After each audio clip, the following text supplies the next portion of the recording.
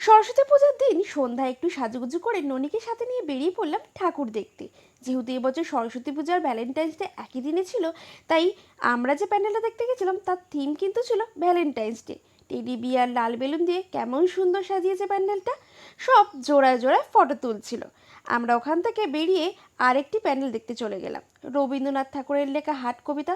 ওই যে কুমোরপাড়ার গরুর গাড়ি বোঝাই করা কলসিয়ারি, ছোটোবেলায় আমরা যে কবিতা পড়েছিলাম তারই কিছু অংশ তুলে ধরেছে। তারপর চলে এলাম রোড ক্যাম্পাসের ঠাকুর দেখতে। এবছর এই রোড ক্যাম্পাসের ঠাকুরটা সব থেকে সুন্দর হয়েছিল, আমাদের দুজনের সেরা সেরা লেগেছে। ঠাকুর দেখে চলে গেলাম বাকি সমস্ত ঠাকুর দেখতে। তারপর ও বাড়িতে গেলাম, মানে বাবার বাড়িতে। সেখানে গিয়ে প্রতিমা দর্শন করলাম। দেখলাম বৌদিরা সবাই ভোগের জোগাড় করছিল। পাজল দিয়ে এই সুন্দর সরস্বতী ঠাকুরটা আবির বানিয়েছে। রাতের ডিনারে ছিল মুড়ি আর গোটা রান্না।